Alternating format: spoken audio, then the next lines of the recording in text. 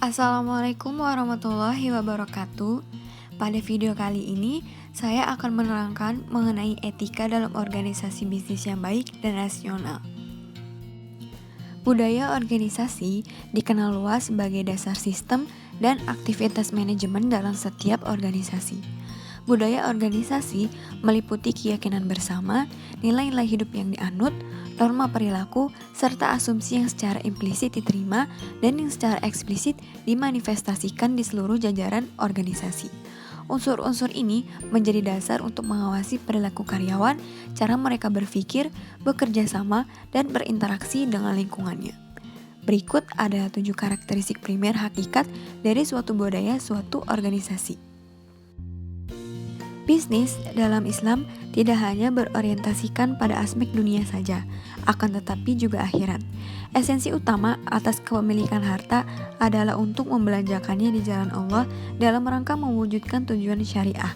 Dalam hal ini, motivasi dan tujuan sebagai seorang muslim adalah mencapai ridha Allah dalam segala perilaku. Dalam sebuah bisnis, manajer memegang banyak sekali peranan. Peranan yang paling utama adalah sebagai pemimpin yang mengatur jalannya suatu manajemen bisnis.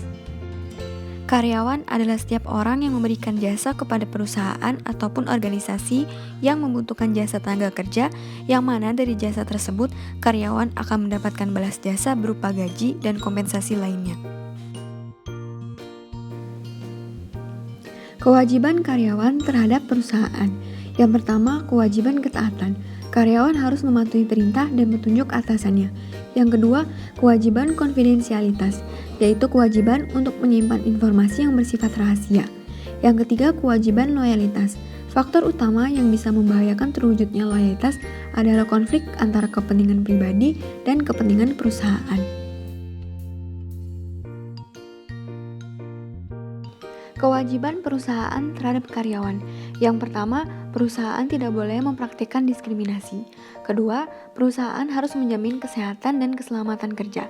Yang ketiga, hak karyawan memperoleh gaji yang adil. Dan yang keempat, perusahaan tidak boleh memerhatikan karyawan dengan semena-mena.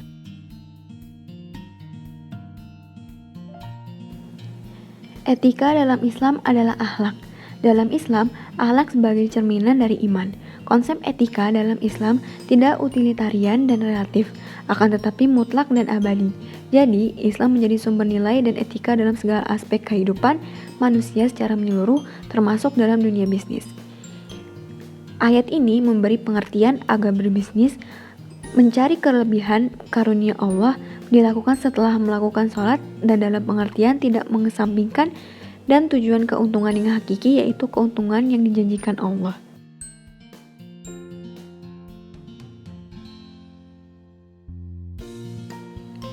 Kepemimpinan dalam Islam bersifat pertengahan, selalu menjaga hak dan kewajiban individu serta masyarakat dengan prinsip keadilan, persamaan, tidak condong terhadap kekerasan dan kelembutan, tidak sewenang-wenang dan berbuat aniaya.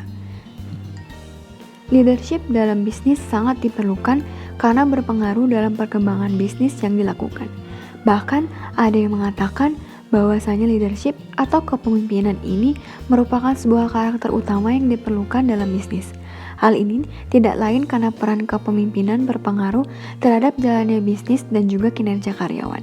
Adapun kriteria jiwa kepemimpinan, yang pertama mampu memberikan inspirasi dan memberikan motivasi kepada orang lain, memiliki kemampuan yang membuat orang lain merasa segan, dan memiliki kewibawaan dan kebijaksanaan.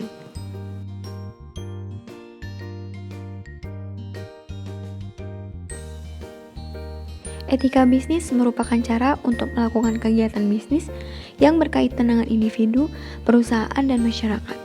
Dapat membentuk nilai, norma, dan perilaku karyawan dan pimpinan dalam membangun hubungan yang adil dan sehat. Perilaku etis dalam kegiatan berbisnis adalah sesuatu yang penting demi kelangsungan hidup bisnis itu sendiri. Bisnis yang tidak etis akan merugikan bisnis itu sendiri, terutama jika dilihat dari perspektif jangka panjang.